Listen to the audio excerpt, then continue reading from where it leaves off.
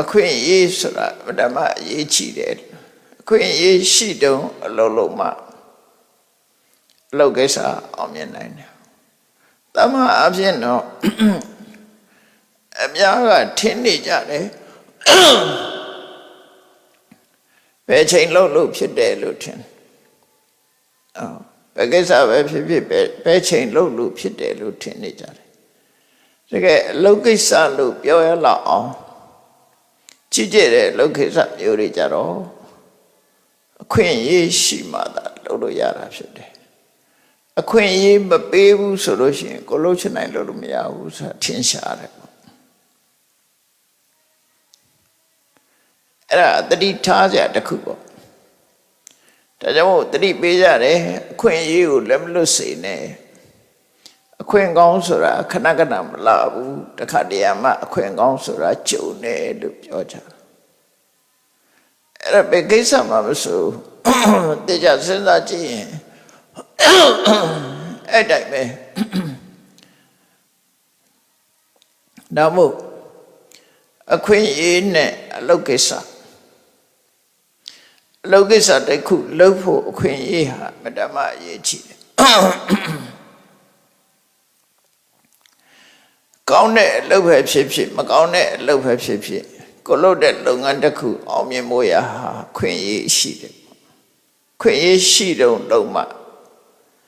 လုပ်ငန်းတစ်ခုအောင်မြင်တယ်ဆိုပါစို့ပညာသင်တယ်ဆိုပါစို့ပညာသင်တဲ့အခါမှာ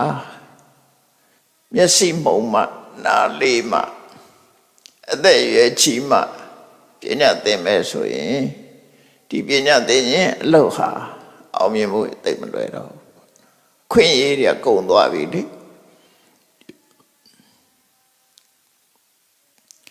စီးပွားရှာတယ်ဆိုတာလည်းပဲထို့တူပဲ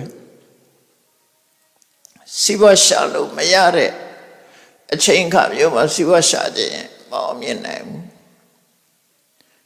စီးပွားရှာဖို့အခွင့်ကောင်းတွေရှိနေတဲ့အချိန်မဲ့စင်ပေါ်စီးပွားရှာရတာဖြစ်တယ်အခွင့်အရေးဆုံးရှုံးပြီးတဲ့နောက်မှာစီးပွားရှာဖို့ကြိုးစားရင်အောင်မြင်မှုမရနိုင်ဘူး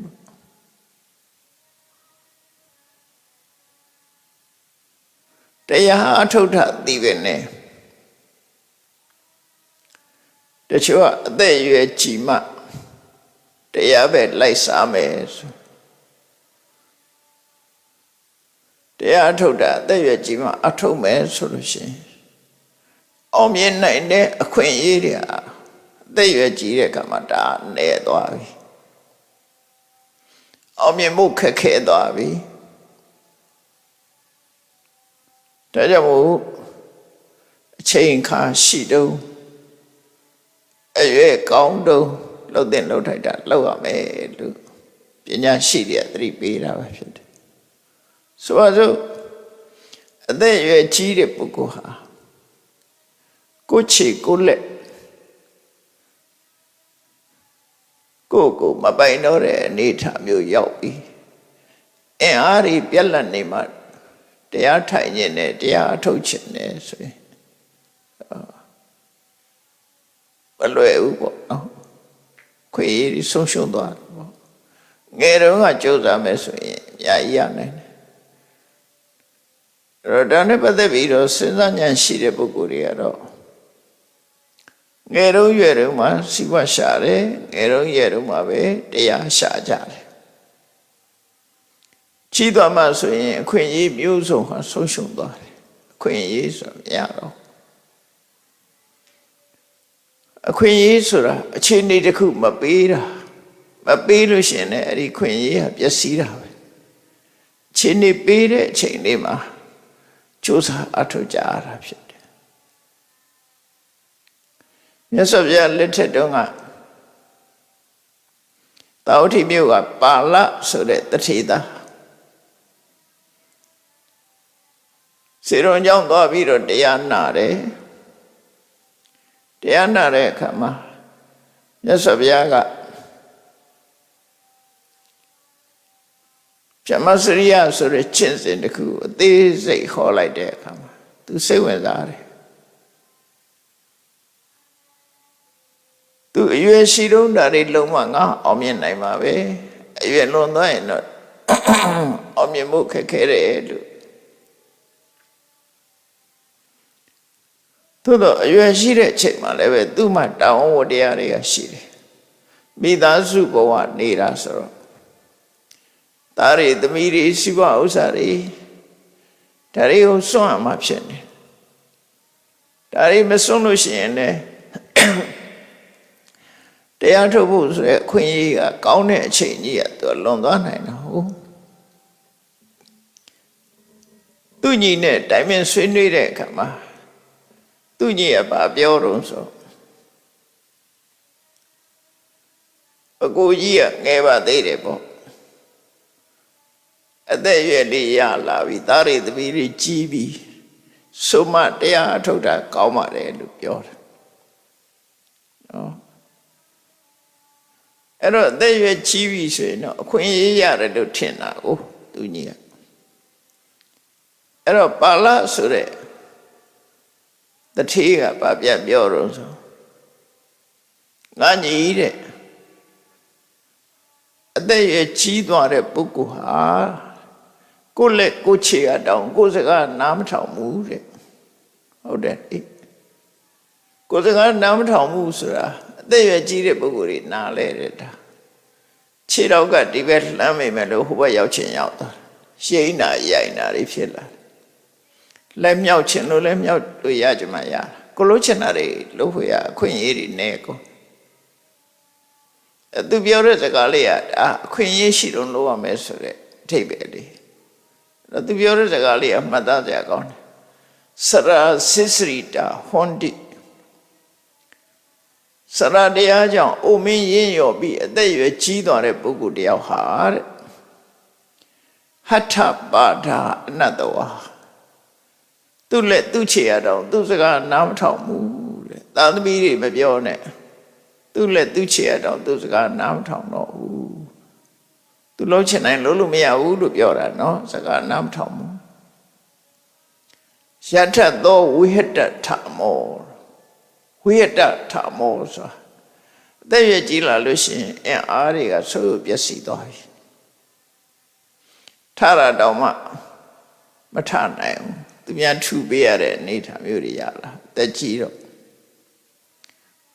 ငယ်ငယ်တုန်းက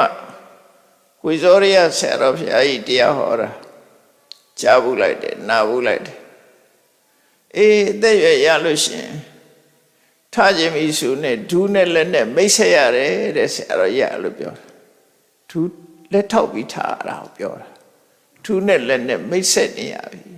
ဒီတိုင်းမထားနိုင်တော့ဘူးငယ်တော့ကတော့ဖြတ်ခနဲ့ဆိုထားလို့ရတက်ကြည့်ပြီဆိုတော့လို့မရတော့ဘူးအဲ့ဒါကိုပြောတာယတ္တသောဝိဟတထမောဓမ္မဆိုတဲ့စွမ်းအားတွေကပျက်စီးကုန်ပြီအဲ့ဒီလိုခြေနေဆိုးနေတဲ့အချိန်မှာကထန္တမံစရိတ္တိဘယ်လိုနီးနဲ့မင်းတရားအထုတ်မှာတော့ကိုခြေကိုလက်ကတောင်းကိုစကားနားမထောင်ဘူးအားတွေမရှိတော့ဘူးဆိုမှဘလို့လုပ်ပြီးတရားထုတ်မှာလဲကြိုးစားမှရနိုင်တဲ့အရာတစ်ခုပါအခွင့်အရေးတွေဆုံးရှုံးနေပြီလို့ဒါသိတာမြင်လာတဲ့အခွင့်အရေးပဲဒါက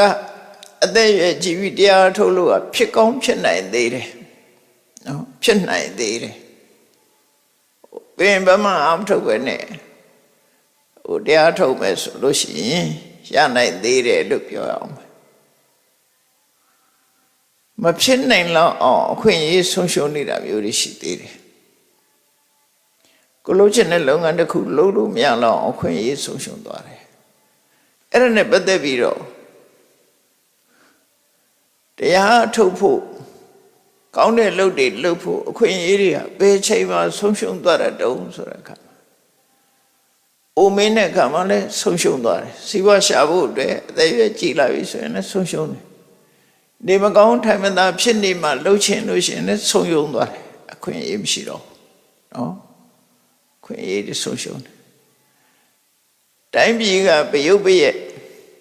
ငြိမ်းချမ်းမှုတွေဆုံးရှုံးပြီးတော့ စစ်ဖြစ်နေတဲ့နိုင်ငံတစ်ခုပဲတရားအထုတ်ဖို့ဆိုတာဆုံးရှုံးသွားစီးပွားရှာဖို့ဆိုတာလည်းဆုံးရှုံးပညာသင်ဖို့ဆိုတာလည်းဆုံးရှုံးတယ်ဒါမြတ်စွာဘုရားဟောတဲ့တရားတွေထဲမှာနောက်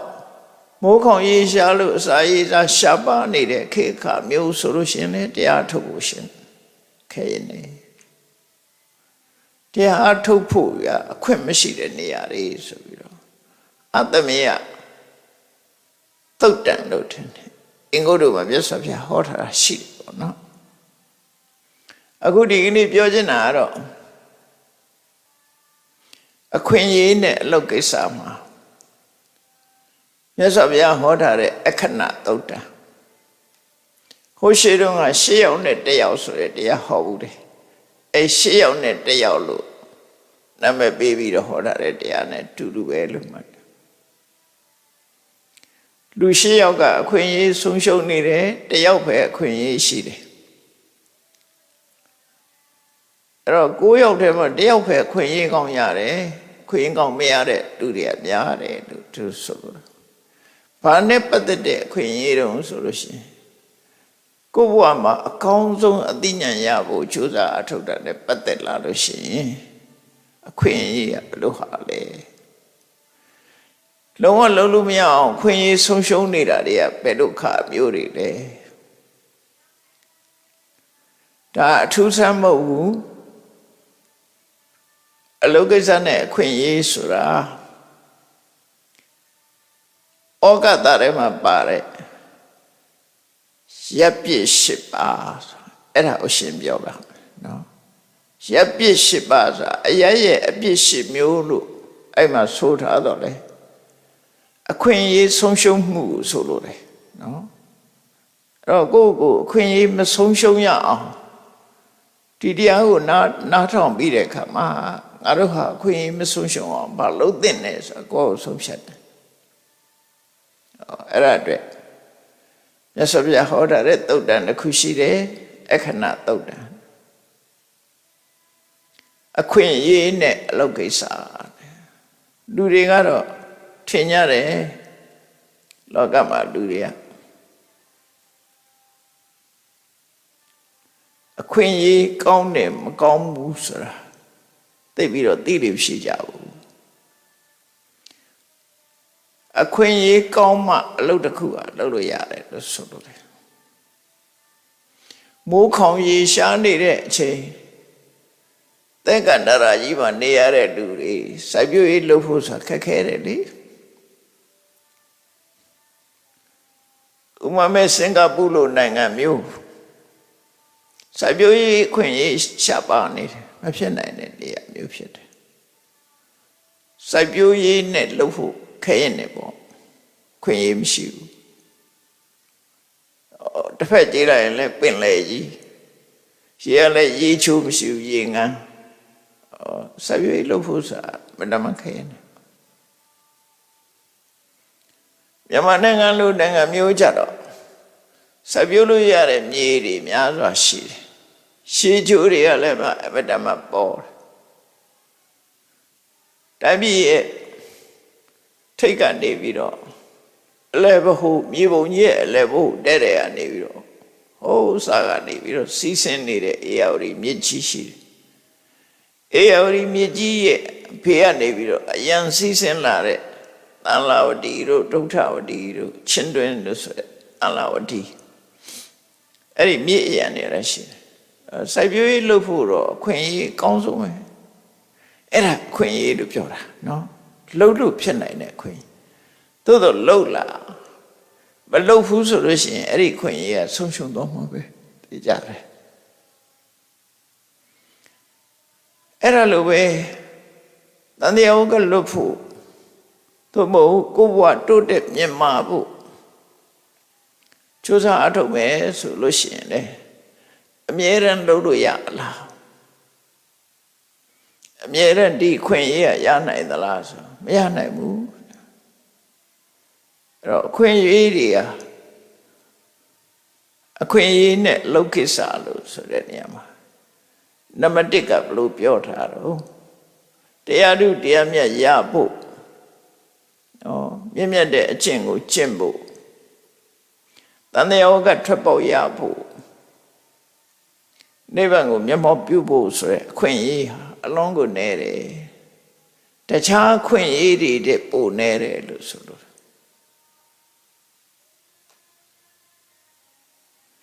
ဆိုပါစို့လောကမှာ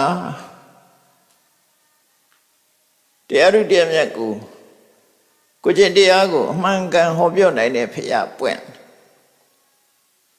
နော်ပွင့်လဲပွင့်တယ်တရားလဲဟောတယ်ဖရာလဲပွင့်တယ်တရားလဲဟောတယ်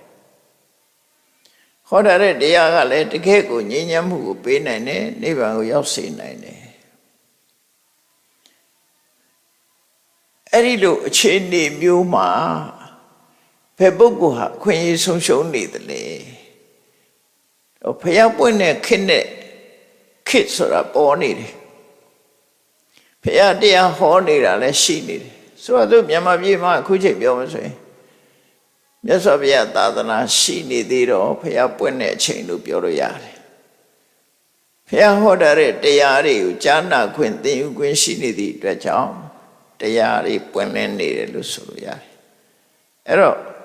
ဖျားလည်းရှိတယ်တရားလည်းရှိနေတယ်အဲ့ဒီအချိန်မှာအခွင့်အရေးရနေတဲ့ပုဂ္ဂိုလ်တွေရှိကြတယ်အဲ့ဒီမဲ့အခွင့်အရေးဆုံးရှုံးသွားတဲ့ပုဂ္ဂိုလ်တွေလည်းအများကြီးရှိတယ်ဒါအခွင့်အရေးတစ်ခုပဲဖျားလည်းပွင့်နေတယ်တရားလည်းဟောနေတယ်ဒါအခွင့်အရေးတစ်ခုအဲ့ဒီအခွင့်အရေးကိုလက်လုံးမမီနိုင်တော့အောင်လုံးဝဆုံးရှုံးသွားတဲ့ပုဂ္ဂိုလ်တွေကဘယ်ပုဂ္ဂိုလ်တွေလဲဘယ်လိုနည်းနဲ့မှဒီအခွင့်အရေးကိုသုံးမချနိုင်တော့တဲ့ပုဂ္ဂိုလ်ရှိသေးတယ်အဲ့ဒီလိုဘုရားပွင့်တရားဟောနေတဲ့အချိန်မှာသရဝတူဟာငရဲကြနေတယ်ဆိုငရဲရောက်နေတဲ့လူတယောက်ဟာဘုရားပွင့်တာလည်းသိဖို့မရှိဘူးတရားလည်းနာဖို့မရှိဘူးအဲ့တော့ဒါကြီးမားတဲ့ဆုံးရှုံးမှုကြီးတစ်ခုဖြစ်နေဘယ်လိုမှသူကအခွင့်အရေးမရနိုင်တော့နော်ဘယ်လိုမှအခွင့်အရေးမရအဲ့ဒီပုဂ္ဂိုလ်ကလုံးဝဆုံးရှုံးတဲ့ပုဂ္ဂိုလ်လို့အဲ့ဒါကိုကြည့်ပြီးတော့ရပ်ပြစ်၈ပါးဆိုတာငရဲကြနေတာရဲ့အပြစ်တစ်ခုဆိုပြီးတော့ပမာဩကာသထဲမှာထည့်ပြီးတော့ဆိုတာဖျားပွင့်တရားဟောနေတဲ့အချိန်မှာငရဲကြနေအခွင့်အရေးတွေဆုံးရှုံးသွားပြီအဲ့တော့ငရဲဟာတရားဥတရားမြတ်ရဖို့အယက်မဟုတ်သည့်အတွက်ကြောင့်ဒါအယက်ရဲ့အပြစ်ဆိုပြီးတော့သူသုံးလေးရှိကြတယ်ပေါ့နော်အမှန်တော့ငရဲကြနေတဲ့ပုဂ္ဂိုလ်သည်တရားနာဖို့အခွင့်အရေးဖျားဖူးဖို့အခွင့်အရေးလုံးဝဆုံးရှုံးသွားပြီသူဆိုလိုတာနော်အဲ့ဒါကနံပါတ်1နံပါတ်2ကလောကမှာဖျားပွင့်နေတရားလည်းဟောနေတယ်သို့တော့ကံကောင်းကြောင်းလာလို့တိရစ္ဆာန်ဖြစ်နေပြီတိရစ္ဆာန်ဆိုတာခံယူနိုင်တဲ့အသိဉာဏ်မရှိဘူးလေသင်ပေးရင်အမှတ်ဉာဏ်နဲ့လှုပ်တတ်တာပဲရှိတယ်ထိုးရင်းပြီးတော့သိတယ်အသိမရှိဘူးသင်ညာပဲရှိတယ်ပညာမရှိဘူးတိရစ္ဆာန်ဆိုတာအဲ့တော့တိရစ္ဆာန်ဘဝရောက်သွားပြီဆိုတဲ့ပုဂ္ဂိုလ်တယောက်ဟာဒီဖျားပွင့်လို့တရားဟောနေတယ်ဆိုတဲ့ဒီအခွင့်အရေးကြီးကိုအသုံးချဖို့သူကလက်မမီတော့လုံးဝဆုံးရှုံးသွားပြီဒီပုဂ္ဂိုလ်ကလည်းဒါမျိုးမရှိဘူးလားဆိုရှိတာပေါ့နော်ဖျားပွင့်တရားဟောနေတဲ့အချိန်မှာတိရစ္ဆာန်ဖြစ်နေရင်သွားပြီကောင်းတဲ့အခွင့်အလမ်းကြီးတစ်ခုလုံးကိုသူကလက်လွတ်ဆုံးရှုံးသွားပြီလို့ဆိုလိုတယ်ထို့တူပဲဖျားပွင့်တရားဟောနေတဲ့အချိန်မှာလူတယောက်ဟာပြိတ္တဘဝရောက်နေပြိတ္တဘဝဆိုတာစားရမယ်တော့မယ်အမြဲတမ်းဆာလောင်မွတ်သိပ်ပြီးအစာအာဟာရရှားဝေးပြီးဒုက္ခရောက်နေတဲ့ပုဂ္ဂိုလ်သူလည်းအခွင့်အရေးတစ်ခုဆုံးရှုံးသွားပြီတရားဥတရားမြတ်ရဖို့ဆိုသူမှမရှိတော့အဲ့တော့ငရဲတိရစ္ဆာန်ပြိတ္တာအဲ့ဒါဖျားပွင့်တရားနာဖို့အခွင့်အရေးဆိုသူမှမရှိတော့ဘူးလို့ဆိုလို့ဒါကအ ဆိုးပုံတွေရောက်နေတာနောက်ကောင်းတဲ့ပုံရောက်ပြီမဲ့လို့အခွင့်အရေးဆုံးရှုံးနေတဲ့ပုဂ္ဂိုလ်တွေရှိသေးတယ်မြတ်စွာဘုရားပွင့်နေတရားတွေလည်းဟောနေတယ်ဥမာမဲ့ဘုရားပွင့်လာတော့တပည့်စကြာတရားဟောတယ်နော်အဲ့ဒီချိန်မှာတောင်းသောလောကစัจ java လာကနတ်တွေပြမာတွေကဆူယုံရောက်ရှိလာပြီးတရားနာကြတယ်အဲ့ဒီမဲ့ပြမဖြစ်ပါလျက်တရားနာဖို့အခွင့်အရေးဆုံးရှုံးနေတဲ့ပုဂ္ဂိုလ်တွေရှိတယ်ဘယ်ပြမာတွေဆုံးရင်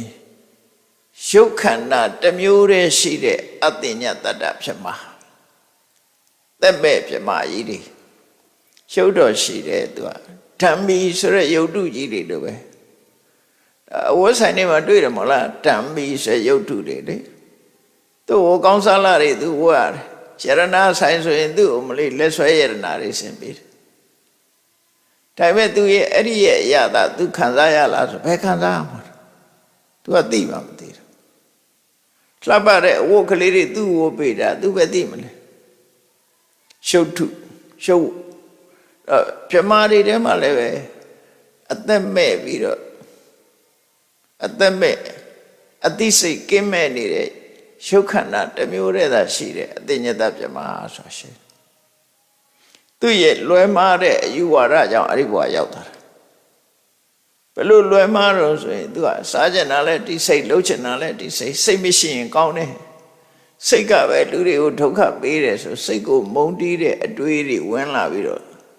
စိတ်မဖြစ်ဖို့ကြိုးစားလိုက်တာအသိစိတ်ကင်းမဲ့တဲ့ပြမဘဝရောက်တာအဲ့ဒီပြမတွေကဖျားပွင့်တဲ့အခါမှာသူတို့တရားနာခွင့်ဆုံးရှုံးသွားကြတယ်နောက်တစ်ခုကတော့တရားနာဖို့ဖျားနဲ့တွေ့ဖို့ဆိုတာမျက်စိနဲ့နားရှိရမှာအဲ့ဒီမဲ့အရူပပြမလို့ခေါ်တဲ့ပြမကြီးတွေကတတန်းရှည်တော်လည်းပဲ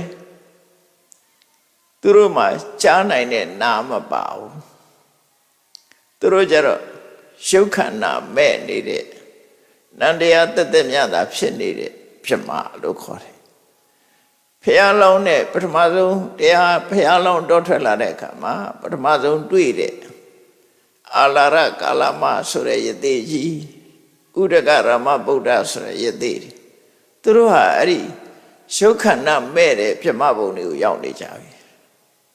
ဒါမို့မြတ်စွာဘုရားပွင့်တဲ့အချိန်မှာဘုသူတရားဟောရရင်ကောင်းမလဲလို့ကျင်လိုက်တော့ကြည့်လိုက်တဲ့အခါမှာအလာရကာလမှာတော့အသိဉာဏ်ထက်တယ်ဥဒကရမဗုဒ္ဓတော့အသိဉာဏ်ထက်တယ်ငါသိတဲ့တရားကိုရှင်းပြလိုက်ရင်သူတို့သဘောပေါက်သွားမှာပဲလို့ဖျားပထမဆုံးစဉ်းစားတာသူတို့နှစ်ယောက်ကိုစဉ်းစားတာတရားဟောမယ်စဉ်းစားလိုက်ပြီးကြည့်လိုက်တဲ့အခါကျတော့သူတို့နှစ်ယောက်တော့မရှိကြတော့အလာရကာလမှာဖျားမပွင့်ခင်9ရက်လောက်ကနေဆုံးသွားပြီဥဒကရမဗုဒ္ဓကမနေ့ကပဲဆုံးသွားတယ်ဆိုလုံးဝလွတ်သွားပြီသူတို့ဆုံးသွားပြီဘယ်ရောက်သွားတော့ဆိုတော့အခုရုပ်ခန္ဓာကင်းမဲ့တဲ့နားမပါတဲ့ကြားနိုင်စွာမရှိတဲ့နန္တရားတက်တက်ရှိတဲ့အရူပပြမမျိုးဖြစ်သွားတယ်ပြီးတော့တတန်းကလည်းမတမ်းမရှိကြတယ်ဒါမို့လို့တတန်းရှိတဲ့ပြမမျိုးဖြစ်နေတာပုဂ္ဂိုလ်တွေဟာလည်းပဲနောက်ထပ်ဖျားပွင့်အောင်ရေမတိယဖျားလည်းသူတို့ဖူးခွင့်မရှိတော့မမိတော့နော်သူတို့ကအသက်ရှည်နေသေးတာလွတ်သွားတယ်ပရက္ခဝါကဖျားတွေလွတ်ကုန်တာကုန်နောက်ကဝါလည်းမိမမိမသူတို့ခွာနဲ့တွေ့ချင်အဲ့တော့သူတို့ဟာတားဆုံးရှုံးသွားတယ်တန်တရားတွေကထွက်ဖို့လမ်းကြောင်းသူတို့ရှာမတွေ့တော့ဖះနဲ့တွေ့ဖို့ဆိုတာညခက်သွားတယ်အဲ့ဒါပြောတာအခွင့်အရေးဆိုသူလည်းလွတ်ဆုံးရှုံးသွားတယ်ဘယ်လိုနည်းနဲ့မှပြန်မရနိုင်တဲ့ပုဂ္ဂိုလ်တွေမရနိုင်တဲ့ပုဂ္ဂိုလ်တွေဆုံးရှုံးနေတာမဟုတ်ဘူးအဲ့တော့တတန်းရှိတဲ့ရုပ်ခန္ဓာမဲ့တဲ့ဖြစ်မှာတတန်းရှိပြီးတော့အသိစိတ်ကင်းမဲ့တဲ့ဖြစ်မှာအဲ့ဒီပြမမျိုးဖြစ်နေတဲ့ပုဂ္ဂိုလ်ဟာ တရားကြားနာရဖို့ဆိုရယ်အခွင့်အရေးမှသူကလုံးဝမရှိတော့ဘူးလို့ဆိုလို့တယ်ဒါကြောင့်မို့အဲ့ဒါကိုလည်းရက်ပြစ်၈ပါးထဲမှာတစ်ပါးအနေနဲ့ထည့်ထားတယ်ငရဲတရိစ္ဆာန်ပြိတ္တာတတန်းရှိကြတဲ့ရုပ်မဲ့နာမဲ့ဖြစ်မှာ၄ခုအလုံးနော်၄ခုနောက်တစ်ခုကတော့လောကမှာဘုရားတော်ပွင့်ပါရဲ့တရားလည်းဟောနေတယ်ဒါပေမဲ့ဒီပုဂ္ဂိုလ်ကလူဘုံတော့ရောက်တယ်လူဘဝတော့ဖြစ်တယ်ဒါပေမဲ့အလွန်ဝေးလံတိခေါင်လူမရောက်သူမရောက်တောတောင်နေချားနေတဲ့ခုပြောတဲ့အဘောရိချိနိစာလူရိုင်းမျိုးထဲမှာကျွန်းနေလူရိုင်းမျိုးတွေထဲမှာသွားဖြစ်တယ်ဘယ်လိုမှသတင်းကြားအောင်ပြောလို့မရတဲ့လူသာဖြစ်ပေမဲ့လို့လူမနေရတဲ့ပုဂ္ဂိုလ်မျိုးတွေပေါ့နော်အဲ့ဒါမျိုးတွေရှိတယ်လေအစွန်ဖြားကြပြီးတော့ဘုရားတရားကိုသိနိုင်စွမ်းမရှိတဲ့အသိဉာဏ်မရှိတဲ့လူရိုင်းမျိုးတွေလူရိုင်းဘဝမှာရောက်ရှိနေပထမဆုံးကျွမ်းမှနေတဲ့ပုဂ္ဂိုလ်တွေဟာအပေါ်ရိจิနေလို့ခေါ်တဲ့တတ်ပညာလည်းမရှိဘူး။ဘာပဲအမေရိကတိုက်မှာဆိုလို့ရှိရင်အမေရိကတိုက်အခုလူရင်ကျေးလို့ဆိုတော့စီဝါရှာတတ်ပြီးတော့ပညာတတ်တဲ့ပုဂ္ဂိုလ်တွေမရောက်ခင်အရင်ရောက်နေတာတွေကဘယ်သူတွေတုံးဆို Red Indian ဆိုလူမျိုးတွေပဲသူတို့ကပထမဆုံးကျွန်းနေလူမျိုးတွေလို့ပြောတာ Red Indian သူတို့ကအရက်တောက်တာတဲ့လည်းသိမရှိကြခဏခေတ်မှာတော့အမေရိကန်နိုင်ငံအစိုးရသူတို့လာကပေးထားသူတို့ရဲ့ကိုလိုနီနေရာဌာနတစ်ခုသတ်မှတ်ပေးထားတယ် Red Indian colony ဆိုသတ်မှတ်ပေးထားပြီးတော့သူတို့ဝေကြီးတဲ့နာထောက်ပံ့ပြီးတော့ပေးထားတယ်ပညာလည်းမသိညာဘူးသူတို့ပဲထောက်ပံ့ရေးစားပြီးနေကြတဲ့ပုဂ္ဂိုလ်တွေအဲ့ဒါမျိုးတွေတို့ဆိုလို့ရပေါ့နော်အဲ့ဒီလူတွေအမှအခွင့်အရေးရကောင်းရလာနိုင်သေးတယ်နောက်တစ်ခါAustralia မှာလည်းပဲ Aborigine ဆိုတဲ့လူရိုင်းနေရှိတယ်နောက်ဒီနာကဘုရားဝတ္တနိုင်ငံလေးဖြစ်တဲ့သီရိလင်္ကာနိုင်ငံမှာလည်းပဲလူရိုင်းစာရှိသေးတယ်ဝေဒလို့ခေါ်တယ်ပစိုးမို့ဘူးတုံးလုံးနေတယ်မွေးလိုက်ရင်အဲ့တော့လေးနဲ့မြားနဲ့ဓာတ်နဲ့တရိစ္ဆာန်တွေတပ်ဖြတ်ပြီးတောထဲမှာဒီတိုင်းနေဒီတိုင်းစားနေကြတာမဟုတ်ဆိုးလုံးနဲ့ပဲအသက်မွေးတယ်အစိုးရကသူတို့ယဉ်ကျေးအောင်ဆိုပြီးတော့အိမ်တွေဘာတွေဆောက်ပြီးကျောင်းတွေဘာတွေတည်ပြီးအဲ့ဒီအိမ်တွေကိုမိရှုပြီးတော့ထွက်ပြေးသွားကြတာမနေဘူးအဲ့လိုလူမျိုးတွေရှိတယ်အဲ့ဒီလိုပုဂ္ဂိုလ်မျိုးဖြစ်နေလို့ရှိရင်မြတ်စွာဘုရားတရားကိုသိဖို့ဆိုတာမတမခဲရင်သွားတယ်အဲ့ဒါကြောင့်ဒါလည်းအခွင့်အရေးတစ်ခုတရားသိဖို့အခွင့်အရေးတစ်ခုကဆုံးရှုံးနေတာသွားတယ်လို့သူဆိုလို့တယ်နောက်ဆုံးရှုံးမှုတစ်ခုကတော့ဘာတော့ဆိုလို့ရှိရင်မြတ်စွာဘုရားလည်းတရားဟောတယ်သို့တော့ဘုရားပွင့်တဲ့နေရာမစ္စည်းမဒေသမှာလည်းလူဖြစ်တယ်သို့တော့လည်းသူကအယူဝါဒလွယ်မှားနေတဲ့ပုဂ္ဂိုလ်ဘုရားတရားကိုမယုံကြည်တဲ့ပုဂ္ဂိုလ်အယူဝါဒလွယ်မှားနေတဲ့ပုဂ္ဂိုလ်မျိုးဖြစ်နေမိစ္ဆာဒိဋ္ဌိပေါ့မယုံကြည်တဲ့ပုဂ္ဂိုလ်အဲ့ဒီဘာသာတရားနဲ့ယုံကြည်မှုမရှိစိတ်ဆန္ဒမရှိတဲ့ပုဂ္ဂိုလ်တွေကလည်းပဲတရားဥဒေတရားမြတ်ရဖို့အခွင့်အရေးဆုံးရှုံးသွားတယ်လို့သူတို့ဆိုလို့တယ်သူတို့ရဲ့အယူဆအရဓမ္မနမရှိတယ်ဆိုတာလက်မခံဘူးကံကံဤကျိုးဆိုတာလက်မခံဘူး ဘာသာတရားထွန်းကားတဲ့နေရာမှာတောင်အဲ့လိုပုဂ္ဂိုလ်တွေရှိတယ်လေရှိတယ်အဲ့ဒီဟာတွေလည်းအခွင့်အရေးဆုံးရှုံးနေတဲ့ပုဂ္ဂိုလ်တွေတို့ဆိုလို့တယ်တရားကျင့်မှုဆိုတာစိတ်တော်မပါဘူးအခွင့်အရေးကြီးတော့ရှိတယ်အသုံးမချဘူးအဲ့ပုဂ္ဂိုလ်တွေစိတ်မဝင်စားဘူးအဲ့ဒါမှထည့်သွင်းလိုက်လို့ရှိရင်အစ္ဆန္တိကဆိုဘုန်းကြီးတို့တွေတန်တရားကလွတ်ဖို့နိဗ္ဗာန်ရဖို့ကျင့်စိတ်မရှိဘူးဆိုရင်လည်းပဲဒီခွင့်ရဆုံးရှုံးတဲ့ပုဂ္ဂိုလ်တွေမှာပါတယ်တရားဥတရားမြတ်ရဖို့မဖြစ်နိုင်စိတ်ဆန္ဒရှိမှဖြစ်နိုင်တယ်ပေါ့ဒါကြောင့်မို့ဒီထဲမှာခွင့်ရဆုံးရှုံးတဲ့ပုဂ္ဂိုလ်မျိုးတွေမှာပါသွားနိုင်တယ်ပေါ့နော်နောက်တစ်ခုကတော့ဖျားပွင့်လို့တရားဟောပြီးဖျားနဲ့အနိကဆုံးဒေသမှာလူဖြစ်ပါတော့လဲပဲသူဟာအသိဉာဏ်ကင်းမဲ့ပြီးဆွမ်းအားနာမကြဘဝရောက်တယ်လူထဲမှာလည်းပဲဉာဏ်ကြီးမမီတဲ့ပုဂ္ဂိုလ်တွေရှိတယ်လေနော်လူတော့ဖြစ်ပါရဲ့အော်တီဇမ်တို့ဘာတို့ဒါမျိုးတွေဖြစ်နေဆွမ်းအားနာမကြဖြစ်နေအဲ့ဒီပုဂ္ဂိုလ်ဟာလည်းပဲဆုံးရှုံးခြင်းတစ်ခုပဲကောင်းတဲ့စကားလားမကောင်းတဲ့စကားလားစကားရဲ့အထိပ္ပယ်တောင်မှပဲသိနိုင်စွာမရှိဘူးအဲ့လိုသိနိုင်စွာမရှိအောင်ထုံထိုင်းတဲ့ပုဂ္ဂိုလ်မျိုးဖြစ်နေတယ်ဆိုရင်လေဖះပွင့်တာတရားဟောတာသူတွေဘာမှသုံးမကြဘူးဥပမာဘာနဲ့တူလို့ဆိုမျက်စိကန်းနေတဲ့ပုဂ္ဂိုလ်တယောက်ဟာအလင်းရောက်ဟာအဖို့မှမတန်မျက်စိရှိတဲ့ပုဂ္ဂိုလ်သာအလင်းရောက်ကတန်မိုးရှိတာလေသူ့ဖို့ကတော့လျှက်စစ်မိလားမလားဘာမှမထူမမြင်ရဘူးဟောမျက်စိနှလုံးကွဲနေတဲ့ပုဂ္ဂိုလ်ကမိလာခြင်းမလားခြင်းသူ့မှာဘာမှအကျိုးရှိမှာမဟုတ်အလင်းရောက်တဲ့သူကဘာမှသုံးချနိုင်မှာမဟုတ်ဘူးလေအဲ့ဒါ